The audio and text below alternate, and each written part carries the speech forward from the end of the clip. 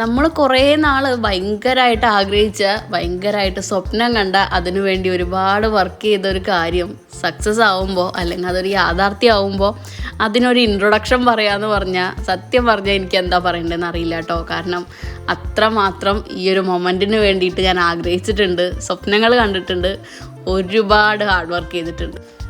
അപ്പോൾ പ്ലാൻ സ്റ്റോറീസിൻ്റെ പുതിയൊരു വീഡിയോയിലേക്ക് എല്ലാവർക്കും സ്നേഹത്തോടെ സ്വാഗതം. അപ്പോൾ ഇന്ന് നമ്മുടെ പ്ലാൻ സ്റ്റോറീസിൻ്റെ ഫസ്റ്റ് ഡയറക്റ്റ് സെയിൽ ഔട്ട്ലെറ്റിൻ്റെ ഇനോഗ്രേഷൻ റിലേറ്റഡ് വീഡിയോ ആണ് കേട്ടോ.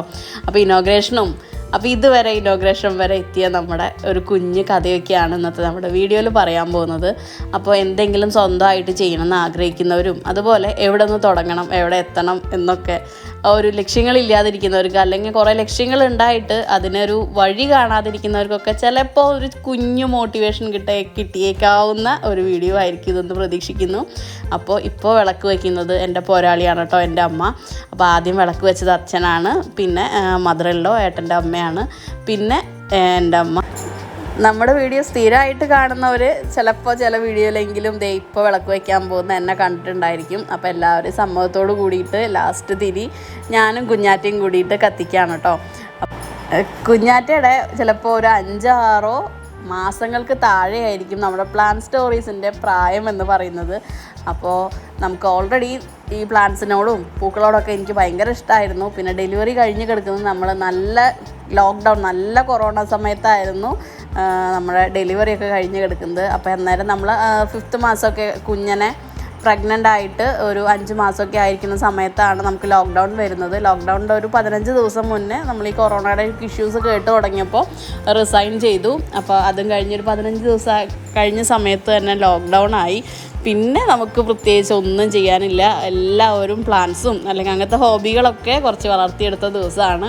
അപ്പോൾ എൻ്റെ ആദ്യത്തെ സെയിലാണ് അച്ഛനും അമ്മയ്ക്കും കൊടുത്തിട്ട് നമ്മുടെ ആദ്യത്തെ സെയിൽ നടക്കുകയാണ് കേട്ടോ. അപ്പോൾ അച്ഛനും അമ്മേനെയും ആദ്യത്തെ സെയിൽ ചെയ്യാൻ വേണ്ടി തിരഞ്ഞെടുത്തതിൻ്റെ കാരണം നമ്മൾ നന്നാവണം, നമുക്ക് നല്ല കാര്യങ്ങൾ ഉണ്ടാവണമെന്ന് ഈ ഭൂമിയിൽ ഏറ്റവും കൂടുതലായിട്ട് ആഗ്രഹിക്കുന്നത് തീർച്ചയായിട്ടും നമ്മുടെ അച്ഛനും അമ്മയും തന്നെയായിരിക്കും. അപ്പോൾ അവർ പ്ലാൻസിനോട് വലിയ ബന്ധമുള്ള ആൾക്കാരൊന്നും അല്ലെങ്കിൽ പോലും നമ്മുടെ ആദ്യത്തെ സെയിൽ സ്വീകരിച്ചിട്ടുള്ളത് അവരാണ്.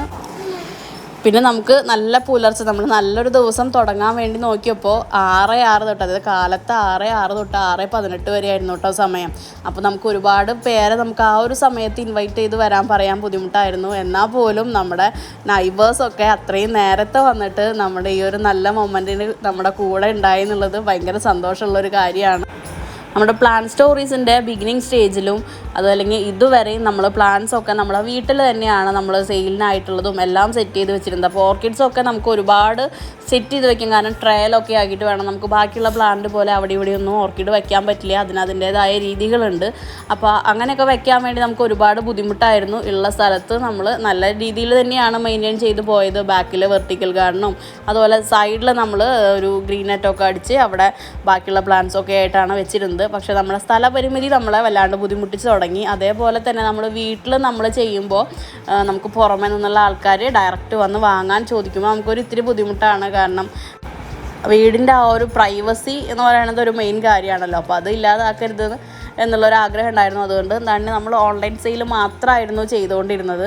അപ്പോൾ നമുക്ക് ഓഫ്ലൈൻ സെയിൽ വേണം. ഒരുപാട് പേര് ഡയറക്റ്റ് വന്നെടുക്കാൻ താല്പര്യം പ്രകടിപ്പിക്കുന്നുണ്ട്. പിന്നെ നമ്മുടെ വീട്ടിലെ സ്ഥലപരിമിതികൾ കഴിഞ്ഞു.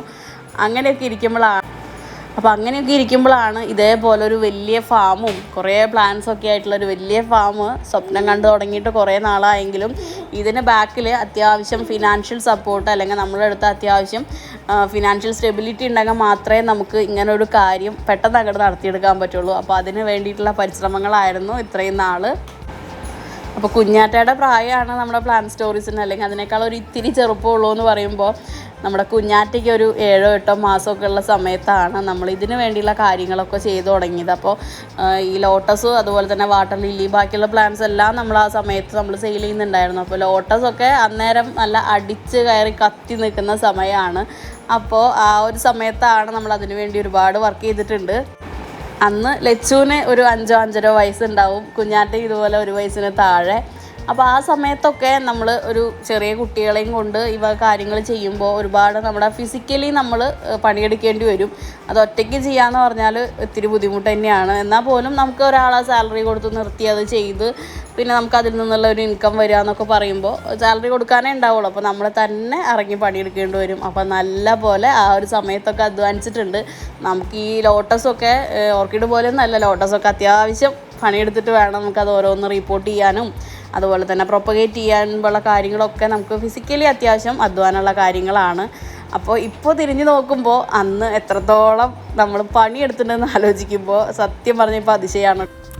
അപ്പോൾ ചുരുക്കി പറഞ്ഞാൽ കടന്നു വന്ന വഴികളൊന്നും പൂവിരിച്ച പാതകളായിരുന്നില്ല. അത്യാവശ്യം കല്ലും മുള്ളൊക്കെ ചവിട്ടി ഇപ്പോൾ എത്തി നിൽക്കുന്നത് ഒരുപാട് ഉയരത്തിലൊന്നും അല്ലെങ്കിൽ പോലും നമ്മൾ എവിടേക്കോ ആഗ്രഹിച്ച കുറേ നാൾ ആഗ്രഹിച്ചതിൻ്റെ 1-2 സ്റ്റെപ്പുകളൊക്കെ നമ്മളിപ്പോൾ മുകളിലോട്ട് കയറി നിൽക്കുന്നുണ്ട്. അതിൻ്റെ ഒരു വലിയ സമാധാനവും സന്തോഷമൊക്കെയാണ് കേട്ടോ. അപ്പോൾ നമ്മുടെ വീട്ടിൽ ഞാൻ കല്യാണം കഴിഞ്ഞ് വരുമ്പോഴേ ഇവിടെ 5-6 ടൈപ്പ് ഓർക്കിഡുകളുണ്ട്. അപ്പോൾ ഇവിടെ വന്നതിന് ശേഷമാണ് നമുക്ക് ഓർക്കിഡ് അടുത്ത് കാണാനും അതിനെ പരിചരിക്കാനും അതിനെക്കുറിച്ച് എന്താ പറയുക അതിനോടുള്ളൊരു ഇഷ്ടം കൂടി ഇതൊക്കെ അന്നേരമാണ്. അപ്പോൾ അനിയൻ ഓരോ സമയത്തും നാട്ടിൽ വരുമ്പോഴും നമ്മളിങ്ങനെ ഓർക്കിഡ് കളക്ട് ചെയ്യാൻ വേണ്ടി ഓരോ സ്ഥലത്ത് പോവും. അതുപോലെ എവിടെ പോകുമ്പോഴും ഓർക്കിഡ് നഴ്സറി കണ്ടു കഴിഞ്ഞാൽ അനിയൻ വണ്ടി നിർത്തും. അപ്പോൾ അനിയനേക്കാളും സന്തോഷത്തിലാണ് സത്യം പറഞ്ഞാൽ ഞാൻ ഇറങ്ങാറുള്ളത്. കാരണം ഇതൊക്കെ വാങ്ങുന്നതും കാണുന്നതൊക്കെ മറ്റെന്തിനേക്കാളും എനിക്കിഷ്ടമുള്ള കാര്യമാണ്. അപ്പോൾ ഓരോ തവണ ഓരോ വെറൈറ്റീസൊക്കെ കളക്ട് ചെയ്യും. അങ്ങനെ നമ്മുടെ വീട്ടിൽ അത്യാവശ്യം നല്ലൊരു ഓർക്കിഡ് കളക്ഷൻ ഉണ്ട്. റൂട്ടിൽ കൂടെ പോകുന്ന ആരും നമ്മുടെ ഓർക്കിഡ് പൂക്കൾ കണ്ട് നമ്മുടെ വീട്ടിലോട്ട് നോക്കുന്ന ഒരവസ്ഥ ഓൾറെഡി നമ്മുടെ വീട്ടിലുണ്ടായിരുന്നു കേട്ടോ. അപ്പോൾ എങ്കിൽ പോലും നമുക്ക് ഓർക്കിഡ് സെയിൽ ചെയ്യാന്നുള്ളൊരു ഇതിലേക്ക് നമുക്ക് എത്താനുള്ള കേപ്പബിലിറ്റി ഒന്നുമില്ല. അങ്ങനെ ചിന്തിക്കാൻ പോലും നമുക്ക്, കാരണം ഇതിൻ്റെ ഓർക്കിഡിൻ്റെ പ്രൊപ്പഗേഷൻ അങ്ങനെ ഈസിലി പ്രൊപ്പഗേറ്റ് ചെയ്യും. നമ്മുടെ പ്ലാന്റിൽ നിന്ന് നമുക്ക് വേറെ പ്ലാന്റ്സ് ഉണ്ടാക്കിയെടുക്കാൻ പോലും നമുക്ക് വേറെ നമ്മുടെ വീട്ടിലെ ആവശ്യത്തിന് നമുക്ക് പ്ലാന്റ് ഉണ്ടാക്കാം, അല്ലെങ്കിൽ ആർക്കെങ്കിലും ഗിഫ്റ്റ് കൊടുക്കാൻ വേണ്ടിയിട്ടൊക്കെ നമുക്ക് നമ്മുടെ പ്ലാന്റിൽ നിന്ന് സെപ്പറേറ്റ് ചെയ്തെടുക്കാനും തൈ എടുക്കാനൊക്കെ പറ്റും.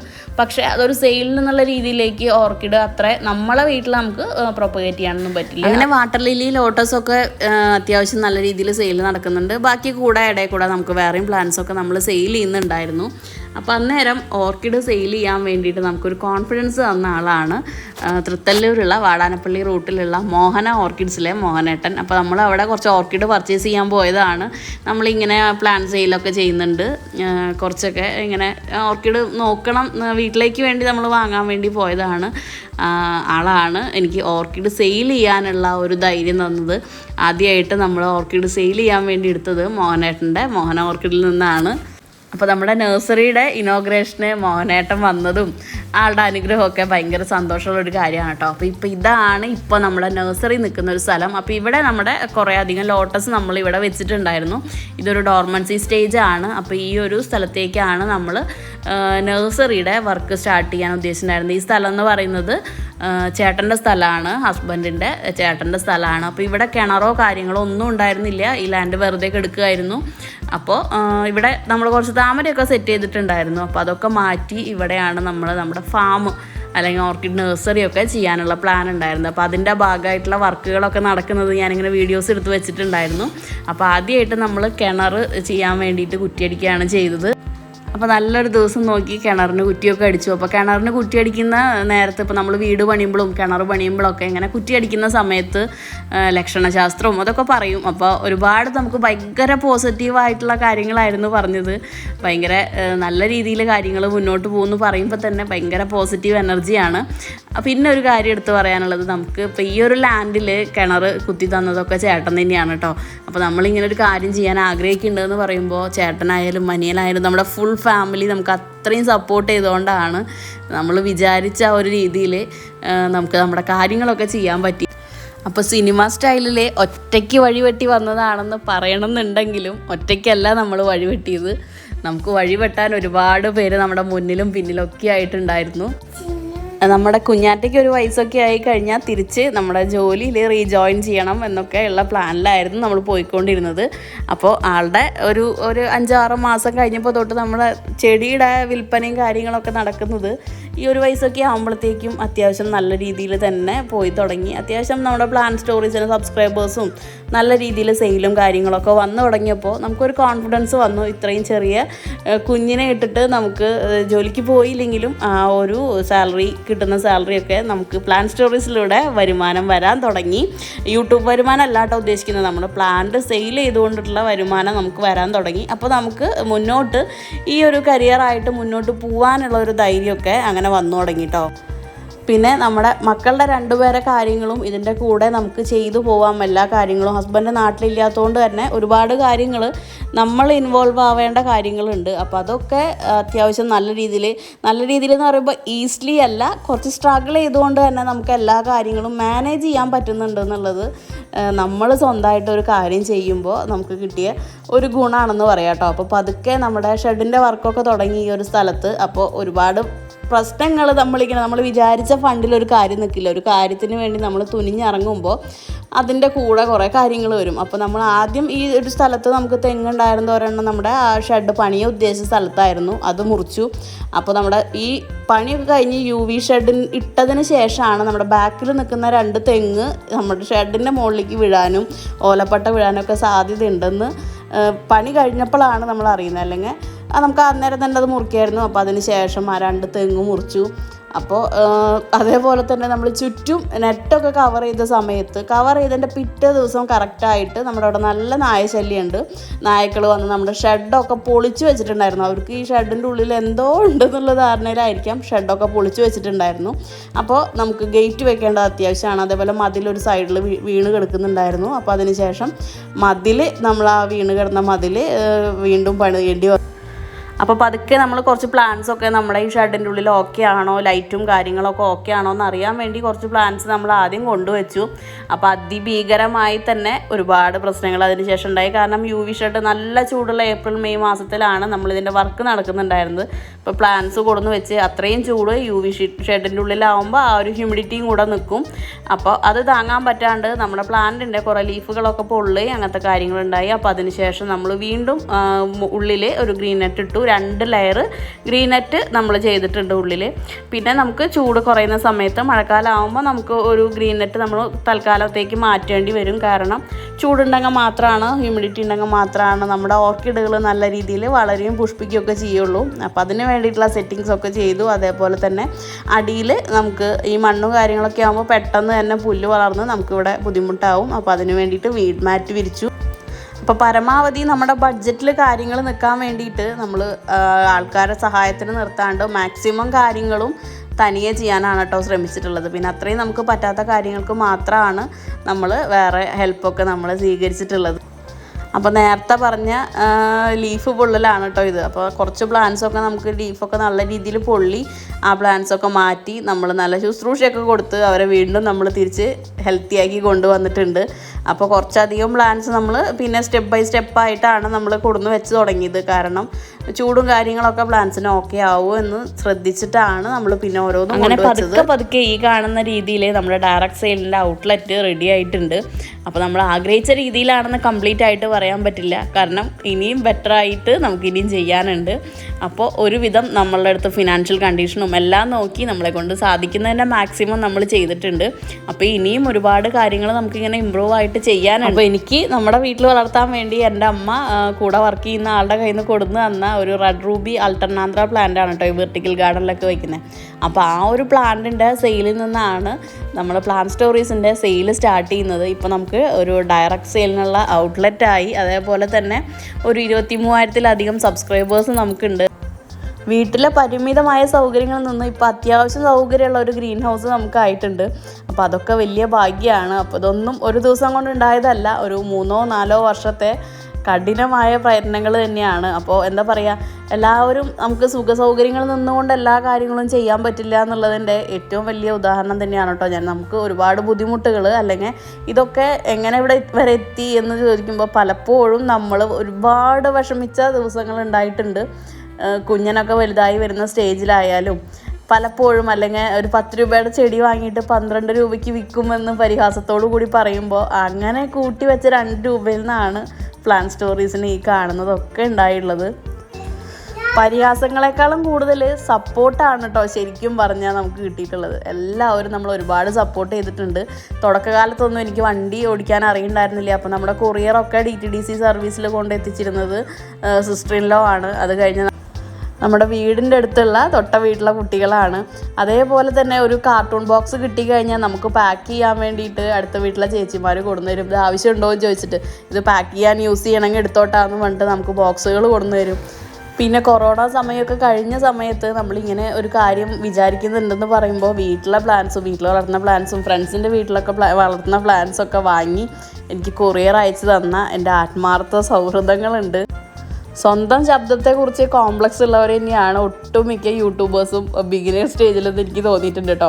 അപ്പം ഞാനും അങ്ങനത്തെ ഒരാളായിരുന്നു. എൻ്റെ സൗണ്ട് ഇങ്ങോട്ട് വോയിസ് ആയിട്ട് തിരിച്ച് കേൾക്കുന്ന നേരത്തോ എന്തത് മറ്റേ പാറയമേ ചിരട്ടിട്ട് ഉരയ്ക്കുന്ന സൗണ്ട് പോലെയെന്ന് എനിക്ക് സ്വയം തോന്നിയിട്ടുണ്ട്. അപ്പോൾ മനഃപൂർവ്വം അത് സ്വീറ്റാക്കാൻ ശ്രമിച്ച് വളരെ മോശമായ സമയമൊക്കെ ഉണ്ട്. അപ്പോൾ നമ്മുടെ തുടക്കത്തിലെ വീഡിയോസൊക്കെ ശ്രദ്ധിച്ചാൽ മനസ്സിലാവും എൻ്റെ വോയിസ് ഞാൻ തന്നെ ഭയങ്കര സ്വീറ്റാക്കാൻ ശ്രമിച്ചിട്ടാണ് സംസാരിക്കുന്നത്.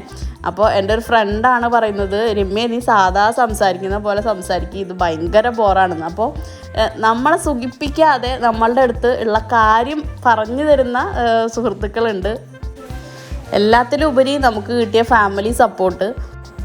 അങ്ങനെ നമ്മുടെ നന്മ ആഗ്രഹിക്കുന്ന ഒരു കൂട്ടം ആൾക്കാരുടെ സപ്പോർട്ടും സ്നേഹമൊക്കെയാണ് കേട്ടോ ഇപ്പം കാണുന്ന പ്ലാൻ സ്റ്റോറീസ്.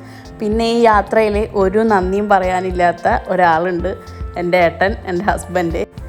ഇമോഷണലി ഭയങ്കര വീക്കായ എന്നെ ഓരോ സാഹചര്യങ്ങളിലും അതിന് വേണ്ട രീതിയിൽ സപ്പോർട്ട് ചെയ്ത് നിർത്തുന്ന, തോറ്റുപോയെന്ന് സ്വയം തോന്നിയ സമയത്തൊക്കെ ധൈര്യം തന്ന ആ ഒരാളോട് എനിക്ക് ഒരു നന്ദിയും പറയാനില്ല കേട്ടോ.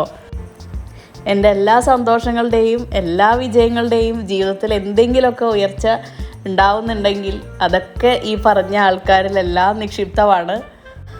റോഡ് സൈഡിലെ നമ്മുടെ പ്ലാൻ സ്റ്റോറീസിൻ്റെ ബോർഡ് കണ്ടിട്ട് അച്ഛനും അമ്മയും ഇത്തിരി അഭിമാനത്തോടു കൂടി നോക്കി നിന്നെന്ന് പറഞ്ഞു, നമ്മുടെ മോളുടെ ആണെന്ന് പറഞ്ഞിട്ട്.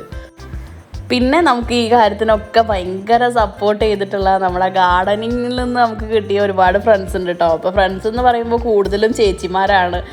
ഒന്ന് കാണുക പോലും ചെയ്യാണ്ട് അല്ലെങ്കിൽ 1-2 തവണ കണ്ടിട്ടുള്ള എവിടെയോ കിടക്കുന്ന കേരളത്തിൻ്റെ പല ഭാഗങ്ങളിലുള്ള ചേച്ചിമാരാണ്.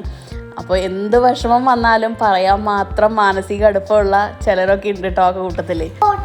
ലൈഫ് എനിക്ക് തന്ന ഏറ്റവും വലിയ ഭാഗ്യങ്ങളിലൊന്നും അതൊക്കെയാണ്. ചിലപ്പോൾ നമ്മളൊന്നും ചെയ്തു കൊടുക്കാണ്ട് എന്നെ അത്രയും സ്നേഹിക്കുന്ന, അത്രയും സപ്പോർട്ട് ചെയ്യുന്ന ഒരുപാട് പേരെൻ്റെ ലൈഫിലുണ്ട്. അപ്പോൾ എല്ലാവർക്കും അങ്ങനെ ആരെങ്കിലുമൊക്കെ ജീവിതത്തിലുണ്ട്. ഒരു വിഷമം വരുമ്പോൾ ആദ്യം മുന്നിൽ തെളിഞ്ഞു വരുന്ന, നമ്മൾ പറയാണ്ട് തന്നെ നമ്മളുടെ വാക്കുകളിൽ നിടറുമ്പോൾ തിരിച്ചറിയുന്ന കുറേ പേര്. അപ്പോൾ അങ്ങനെയുള്ളവരെയൊക്കെ ചേർത്ത് പിടിച്ചേക്കുക. എല്ലാവരുടെ ജീവിതത്തിലും എവിടെയെങ്കിലുമൊക്കെ ഒരു മിന്നാമിനിങ്ങിൻ്റെ നുറുങ്ങുവട്ടം ഉണ്ടായിരിക്കും. ആ വെളിച്ചം കൂടുതൽ പ്രകാശിപ്പിച്ചെടുക്കേണ്ടത് നമ്മുടെ ചുമതലയാണ്. മറ്റ് പ്ലാൻസ് റിലേറ്റഡ് വീഡിയോസായിട്ട് നമുക്ക് വീണ്ടും